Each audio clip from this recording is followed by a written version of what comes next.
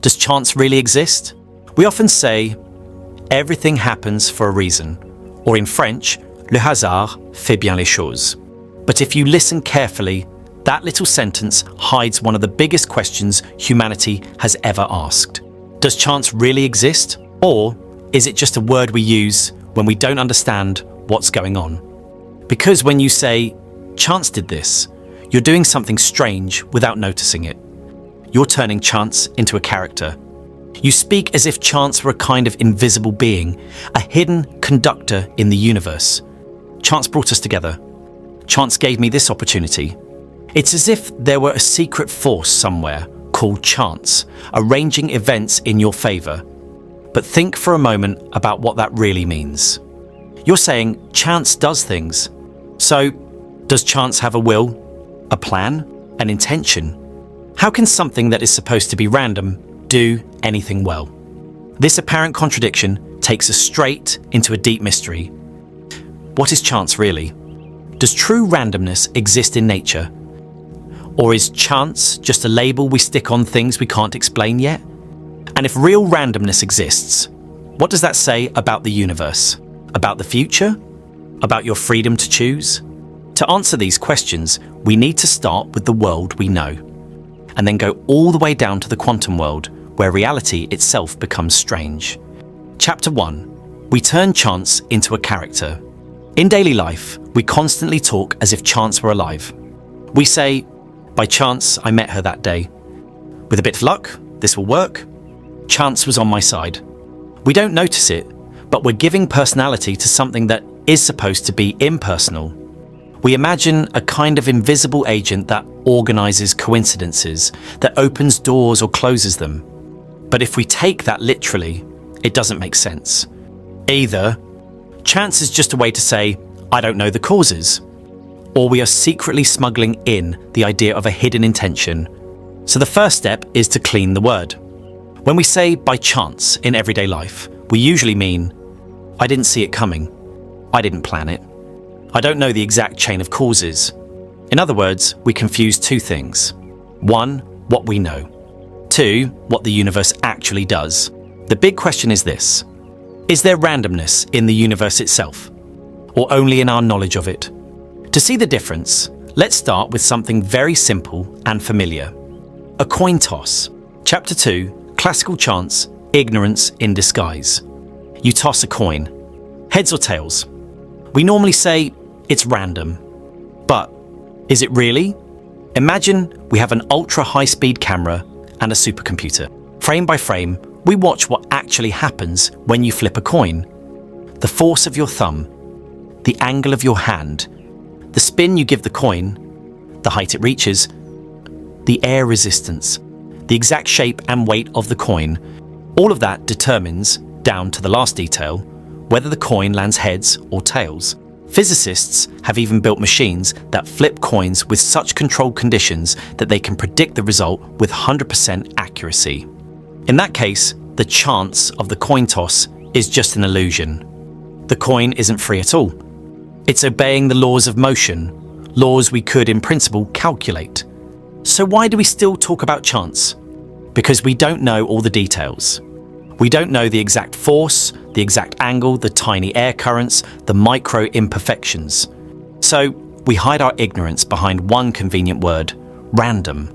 A great mathematician, Pierre-Simon Laplace, pushed this idea to the extreme in the 19th century. He imagined a superintelligence in the universe. For this being, the present state of the universe is the result of its past and the cause of its future. If you know everything about the present, you can calculate everything about the future. In this view, the universe is like an enormous machine. At the Big Bang, the initial conditions were set. Since then, everything unfolds according to strict physical laws.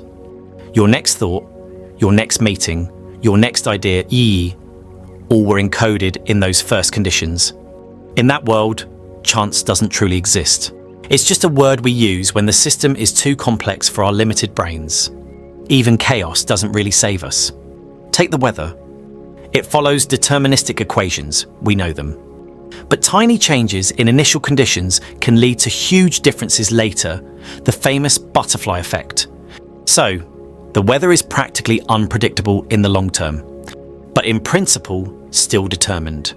So far, everything that looks like chance can be reinterpreted as lack of information, extreme complexity, chaos in deterministic systems. In all these cases, if an all-knowing Laplace demon existed, nothing would be random. So the big question is, does there exist a kind of randomness that even Laplace's demon cannot remove? To answer that, we have to leave the world of coins, storms, and algorithms, and dive into the world of the very small, the quantum world. Chapter 3, Algorithms and the Modern Laplace Demon. Today we live surrounded by machines that predict us.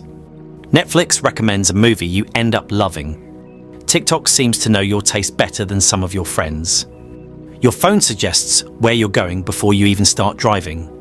We call this artificial intelligence and predictive algorithms. But deep down, they are doing a very old thing.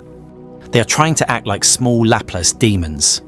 They collect huge amounts of data about your past behavior, detect patterns you don't see yourself, and use those patterns to estimate what you'll probably do next. The more data they have, the more precise they become. Sometimes it feels almost disturbing. All of this gives us a strange feeling. Are we that predictable? When we say, I chose this by chance, is it really chance? Or just a pattern we don't consciously see? So far, everything points in the same direction. Classical chance, complexity plus ignorance. Given enough information and enough computing power, more and more random things become predictable. So again, we ask, is there any randomness that is not just ignorance? Something that is fundamentally unpredictable, even for a perfect intelligence? To answer that, we must leave coins, weather, and algorithms, and dive into the world of the very small, the quantum world. Chapter 4, Quantum Physics, When Chance Becomes Real. In the late 19th and early 20th century, physicists started to explore atoms and subatomic particles. They expected to find a tiny version of our everyday world, small balls following Newton's laws. Instead, they found something far stranger: radioactive decay, the first shock. Take a radioactive atom like uranium-238. We know with great precision that after about 47 billion years, half of a large sample of uranium-238 atoms will have decayed. This is called the half-life. But here is the weird part. For one specific atom, we cannot say when it will decay. It might decay in the next second, or in a million years, and as far as we can tell, nothing inside that atom prepares the decay or signals it in advance. There is no hidden clock ticking inside, no warning sign, no variable we can measure to predict the exact moment. It's as if nature only gives us probabilities, not certainties. For each atom, the chance to decay in a given time interval is such and such. This is already very different from the coin toss. For the coin, the randomness came from ignorance. For the atom, it looks like randomness is built in, and radioactive decay is just the beginning. Chapter 5, Double-Slit, When Observation Changes Reality. Another revolution came from studying light and electrons. We learned that light behaves sometimes like a wave, sometimes like a particle, a photon. Electrons, which we thought were solid little balls, do exactly the same. The double-slit experiment shows just how bizarre this is. Imagine a wall with two thin slits. Behind it, a screen that records where particles hit. You send electrons one by one toward the slits. What should happen? If electrons were ordinary particles, each electron goes through slit A or slit B. On the screen, you'd see two bands, one behind each slit. But in reality, when you run the experiment, you get an interference pattern, many alternating bright and dark bands. That's what waves do when they pass through both slits at the same time and interfere. It's as if each electron, sent one by one, behaves like a wave that goes through both slits at once and interferes with itself. Now comes the crucial twist. If you put a detector near the slits to check, which slit did the electron pass through? The interference pattern disappears. The electrons now behave like ordinary particles. They go through slit A or slit B, not both. Simply trying to know which path the electron takes changes the outcome. When you don't look, the electron acts like a wave, exploring several possibilities at once.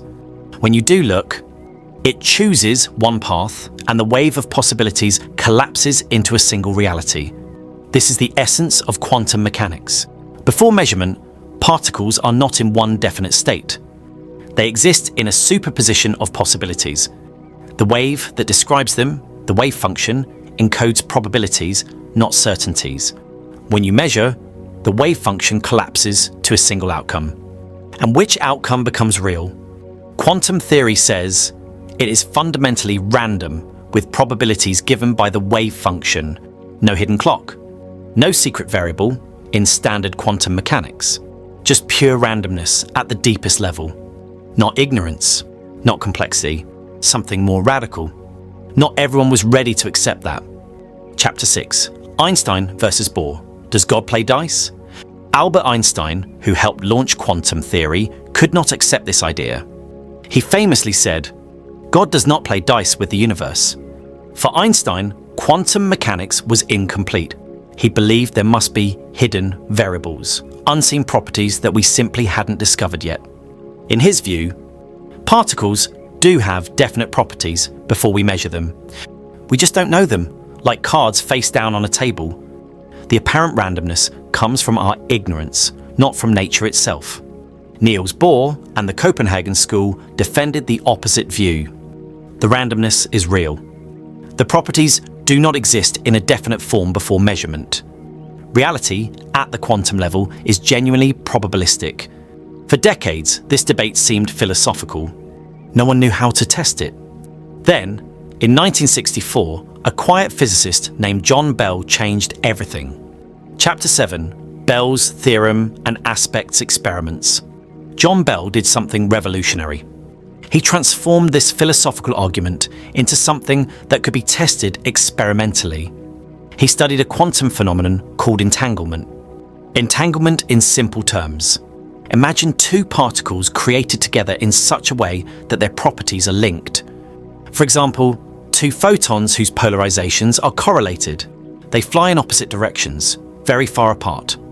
Quantum mechanics says, if you measure one photon and find a certain result, say vertical, the other photon's result is instantly related, say horizontal, even if it's on the other side of the galaxy. Einstein called this spooky action at a distance and rejected it. He thought the explanation must be, each photon carries hidden instructions from the start, like two envelopes, each containing a color. When you open them, you see red in one and blue in the other. The correlation is not mysterious, it was pre-decided. Bell showed mathematically that if Einstein's idea of hidden local properties is correct, then certain correlations between measurements must obey strict limits, called Bell inequalities. Quantum mechanics predicts that, in some cases, these inequalities will be violated.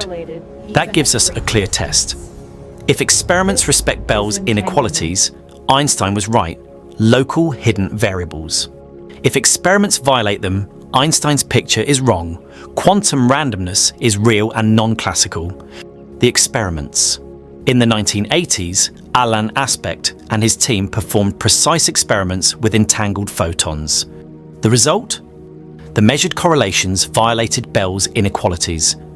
They matched the predictions of quantum mechanics. Later and more refined experiments keep confirming the same thing. The universe does not behave like a machine with hidden classical variables that determine everything in advance. Entangled particles do not simply carry pre-written instructions. Their behavior, when measured, includes an element of irreducible randomness.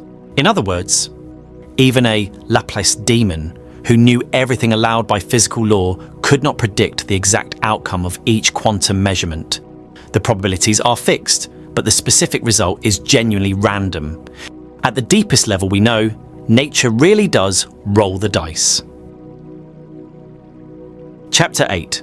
An Open Future, Quantum Chance and Creativity. This has a profound consequence. The future is not fully written in the present. Quantum events, such as the decay of a radioactive atom or the outcome of a single photon at a beam splitter, are not decided in advance. They are created when they happen. Each decay is like a choice made by the universe according to quantum probabilities. Each measurement is a moment where many possibilities collapse into one reality. Of course, the universe is not chaos. The probabilities are governed by strict mathematical laws. The structure of quantum mechanics is extremely precise, but within that structure, there is a genuine freedom for events to unfold in different ways. Not freedom in the human psychological sense, that's another debate, but a basic freedom of the universe itself. Freedom to surprise us. Freedom not to be a perfect, frozen script written at the beginning of time. At first glance, quantum randomness might sound like a problem. Noise in the machine. But it may be one of the most precious features of reality.